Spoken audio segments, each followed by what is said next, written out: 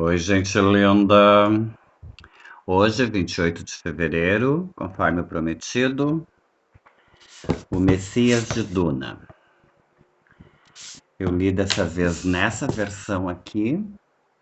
Eu não sei o que a editora Aleph tem contra o artigo definido, porque em todas os volumes eles tiraram o artigo, né? Aqui, ó, Messias de Duna. E esse aqui mais antiguinho era O Messias de Duna.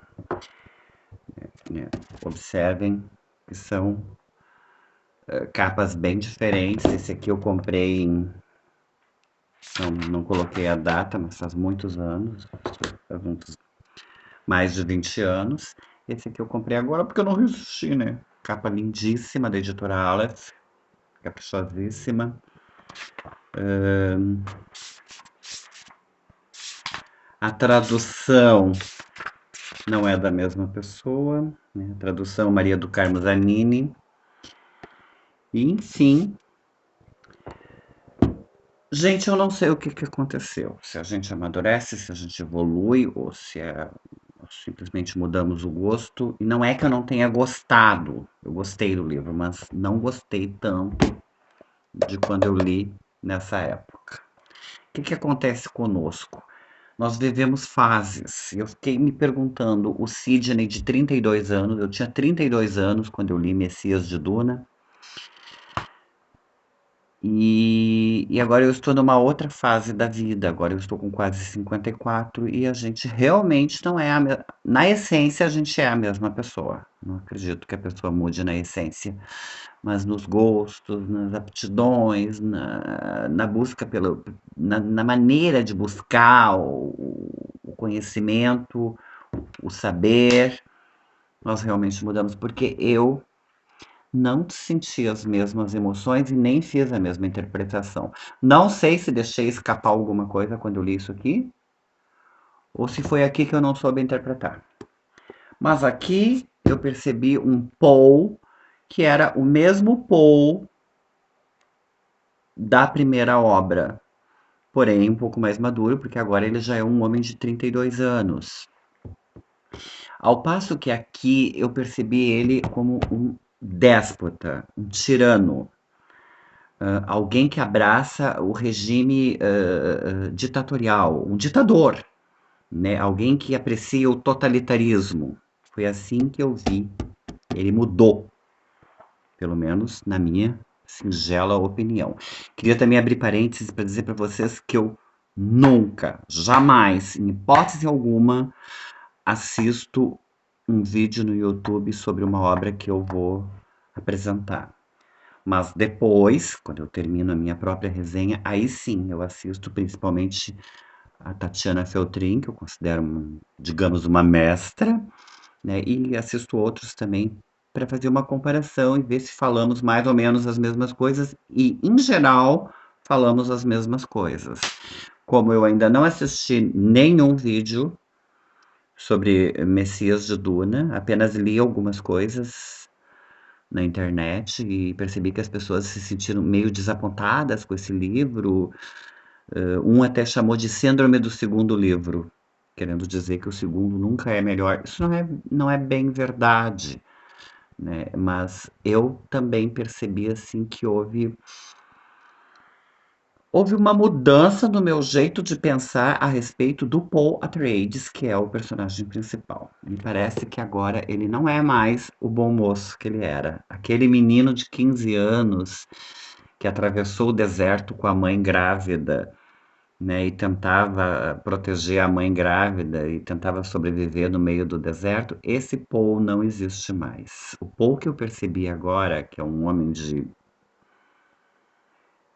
cerca de 30 anos, 32 anos, é um Paul bem diferente. Ele, no término do livro anterior, que é um livro maravilhoso, ele faz chantagem com o imperador, Shaddam. Uma das exigências dele é casar-se com a filha do imperador, a princesa Irulan, e ele então, casando-se com ela, torna-se o novo imperador.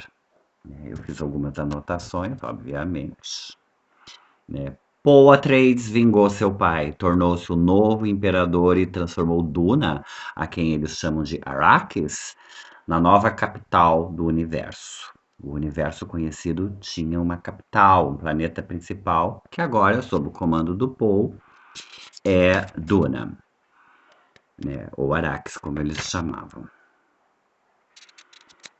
Bom, aqui eu preciso dizer para vocês que no livro anterior, Irulan quase não aparece. Ela é uma escritora, filha do imperador antigo Panachá, ah, Panachá Shadan. Panachá Shadan tinha 5 filhas e nenhum filho. Isso era um desgosto para ele, porque ele precisava passar a coroa para um menino. Irulan, uma de suas filhas, era também Bene Gesserit, lembram? Bene Gesserit, as bruxas, etc. Ela é disso aí, adepta. E era também uma grande escritora. Então ela não aparece. O que aparecem no primeiro volume de Duna são excertos de seus livros, textinhos que o Frank Herbert geniosamente vai inventando e colocando no início de cada capítulo, geralmente assim, geralmente sobre o Muad'Dib, que é o Paul, né? Geralmente são assim palavras muito sábias. Irulan parecia ser muito inteligente. Uma das exigências, bem no final do livro, então, ela aparece. E uma das exigências que o Paul faz é casar-se com ela. Mas ele promete, porque ele é apaixonado por Shani. Shani é uma Freeman. Freeman é o povo do deserto. Shani, filha do líder, não deixa de ser uma espécie de princesa tribal. E ela e Paul são apaixonados. Eles têm um filho chamado Leto. O menino é assassinado pelos Sardaukar, que são os homens de confiança do imperador.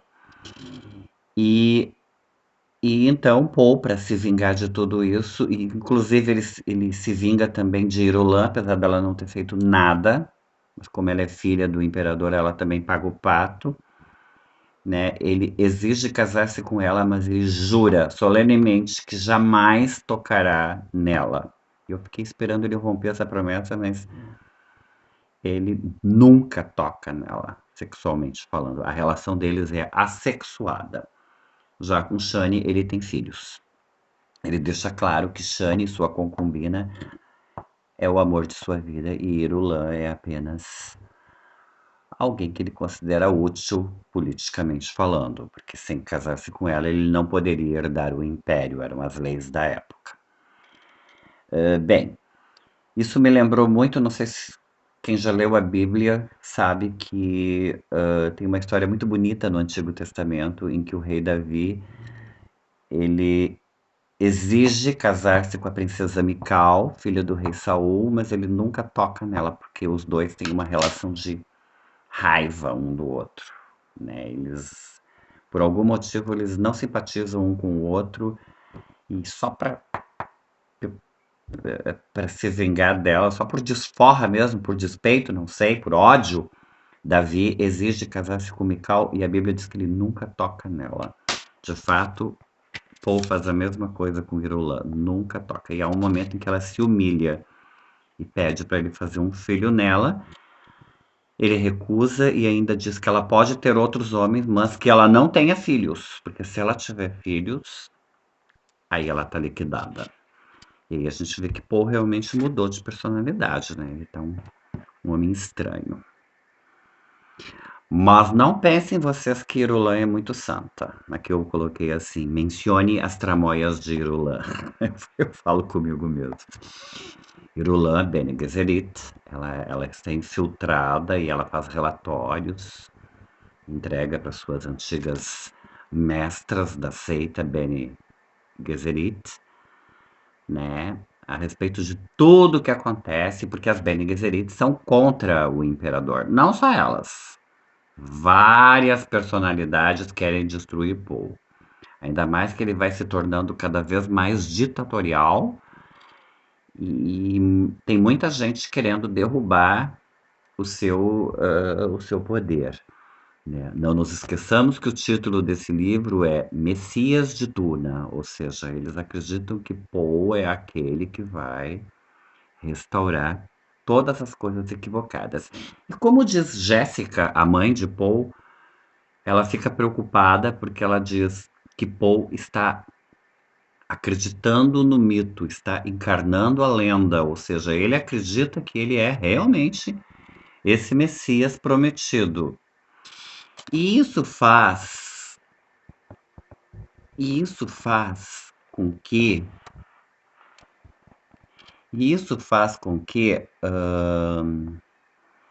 Jéssica volte para Caladan, tanto que ela não aparece em O Messias de Duna, mas eu sei que ela vai aparecer no próximo volume.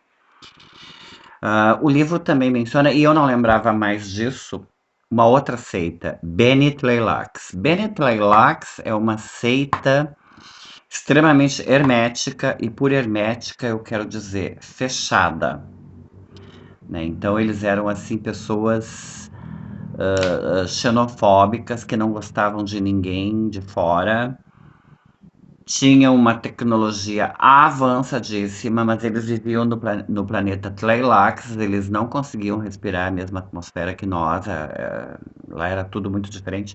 Então quando eles queriam conversar com alguém que respirasse oxigênio, eles tinham que ser colocados em tanques, né, como se fossem assim seres aquáticos. Eles eram um pouco meio que peixes e meio que humanos. Eu não entendia muito bem, não explica muito bem, mas eles eram inteligentíssimos. Tinha uma tecnologia avançadíssima que também não é muito bem explicada, porque Duna tem um pé na fantasia, né?